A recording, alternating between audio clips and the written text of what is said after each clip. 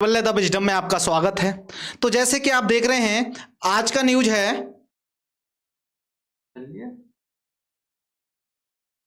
हाँ, सभी को आवाज आ रही होगी। तो जैसे कि आप देख रहे हैं जो पेपर लीक के मामले में क्या टूट गया आपका वर्दी पहनने का सपना।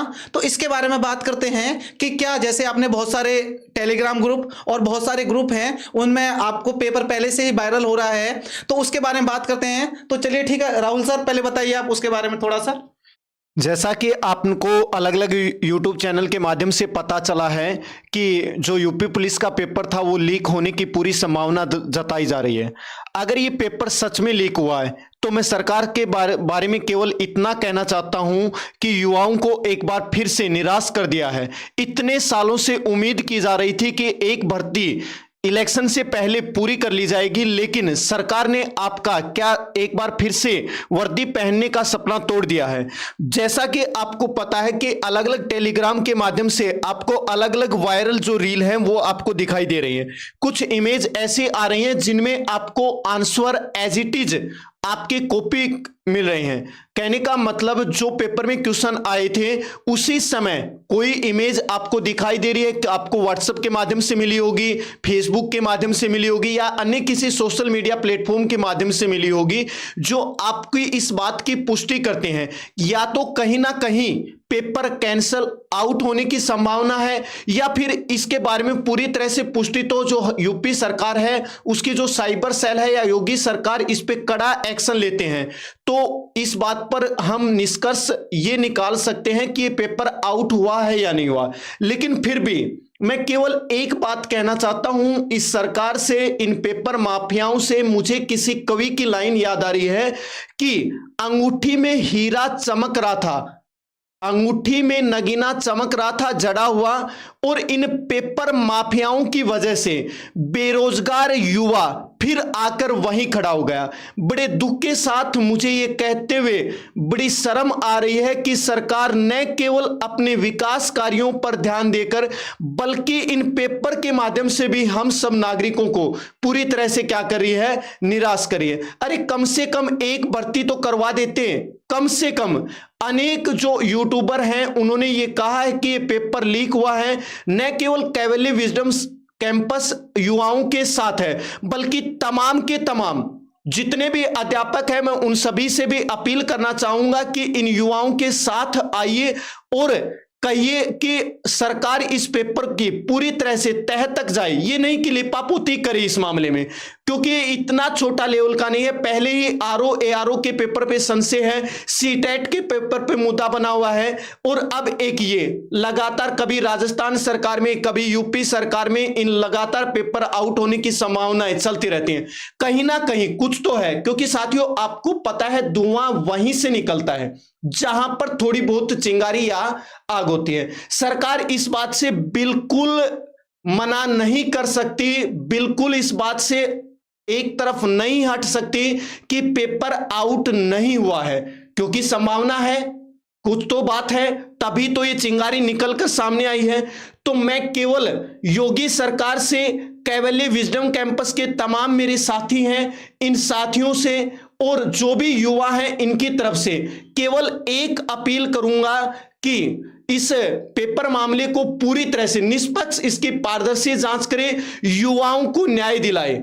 अगर इससे संबंधित आपको कोई भी क्लू मिलता है, कोई भी जानकारी मिलती है, तो हमारे टेलीग्राम चैनल पर आप उसको डालिए। हम जोर शोर से इस मुद्दे को उठाएंगे और तब तक लड़ते रहेंगे जब तक आपको न्याय नहीं मिलेगा।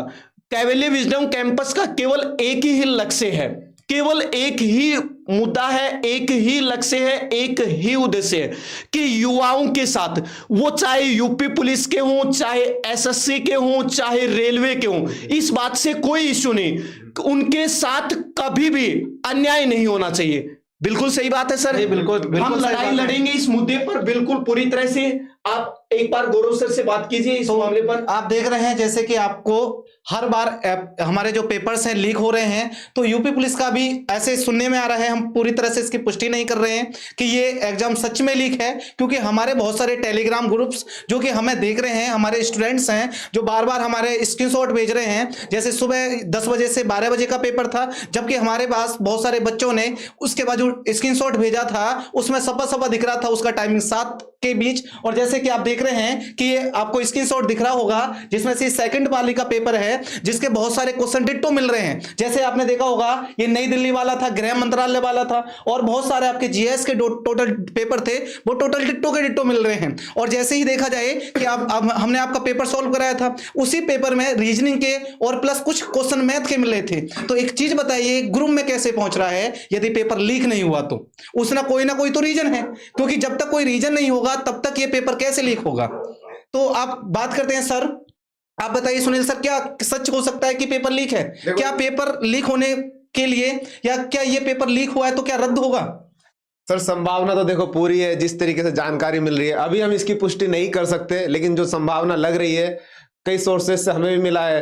आज सेकंड शिफ्ट का पेपर 9:03 का जो सुबह मॉर्निंग में हो गया वायरल, उसकी जानकारी हमको मिली है। उसी चीज को लेके हम सर यहाँ पे अभी आए हैं कि शायद सरकार उस पर संज्ञान ले, जो तंत्र है अपना सरकार का उस पर संज्ञान ले। अगर इसमें कहीं भी कुछ भी सच्चाई है तो उसको निष्पक्ष तरीके से सबके सामने लाए, क्योंकि बच्चा इतने सालों से इतना पैसा लगा के इतनी मेहनत, एक उम्मीद करता है कि यार एक कोई सरकारी नौकरी, और फिर ये छोटे माफिया, और फिर सरकार की अगर उसमें मतलब अगर सरकार एक्टिव ना हो कि बस सोच ले कि नहीं नहीं हम वो अपनी मतलब अपनी मनमानी पर है, तो वो हो सकता है कि वो माने ही ना इस चीज को। और फिर उनका फिर क्या है, वो जितना भी मेहनत कर रहे हैं जो भी बच्चे, उनके लिए फिर क्या बचता है? कुछ बच ही नहीं रहा है। सर, तो बात ये है ना कि हम जो आए हैं ये केवल इसी बात पे आए, तमाम यूट्यूबर, तमाम टेलीग्राम चैनल जो स्टडी से जुड़े हुए हैं, उन तमाम के तमाम यूट्यूबर ने इस बात को माना है।